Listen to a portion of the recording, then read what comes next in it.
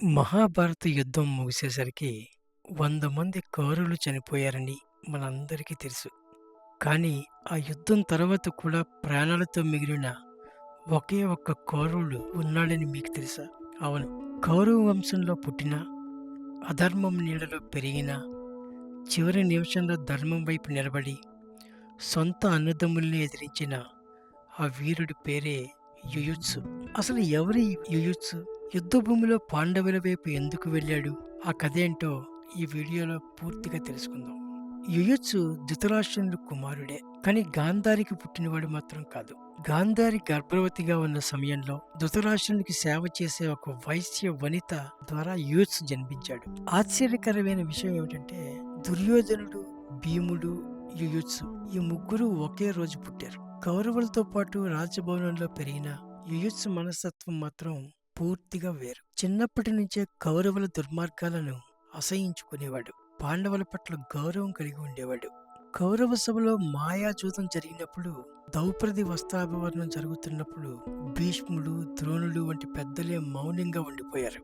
కానీ ఆ సమయంలో ఇది తప్పు, ఇది అధర్మం అని గట్టిగా చెప్పిన వారిలో వికర్ణుడితో పాటు యుయుత్సు కూడా ఉన్నాడు. దుర్యోధనుడి అహంకారం, శకుని కుట్రలు యుయుత్సుకి ఎప్పుడూ నచ్చేవి కావు. కానీ తండ్రి మీద ఉన్న గౌరవంతో, అన్నదమ్ముల మీద ఉన్న మమకారంతో మౌనంగా ఉండిపోయాడు. కానీ కురుక్షేత్ర యుద్ధం మొదలయ్యే సమయానికి ఆ మౌనం బద్దలయ్యింది. యుద్ధం మొదలవ్వడానికి కొన్ని క్షణాల ముందు ధర్మరాజు తన రథం దిగి కౌరవ సైన్యం ముందుకు వచ్చాడు. గొంతెత్తి ఇలా అన్నాడు: ఈ సైన్యంలో ఎవరైనా ధర్మాన్ని నమ్మి మా వైపు రావాలనుకుంటే ఇప్పుడే రావచ్చు. మేము వారిని సాదరంగా ఆహ్వానిస్తున్నాం. అప్పుడు జరిగింది ఆ అద్భుతం. కౌరవ సైన్యం నుంచి ఒకే ఒక్క రథం కదిలింది. అతనే యుయుత్సు. దుర్యోధనుడు అధర్మానికి నేను మద్దతు ఇవ్వలేను, నేను ధర్మం వైపు ఉంటాను అని చెప్పి తన సొంత సోదరులను వదిలి పాండవుల పక్షాన్ని చేరాడు. యుద్ధంలో పాండవుల విజయానికి తన వంతు సహాయం చేశాడు.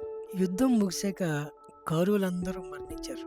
కానీ ధర్మాన్ని నమ్మి పాండవుల వైపు వచ్చిన యూత్స్ మాత్రం బ్రతికి బయటపడ్డాడు. పాండవులు స్వర్గారోహణకు వెళ్ళేటప్పుడు హస్తినాపుర బాధ్యతలను, పరీక్షిత్తు మహారాజు సంరక్షణ బాధ్యతలను యూత్స్కి అప్పగించారు.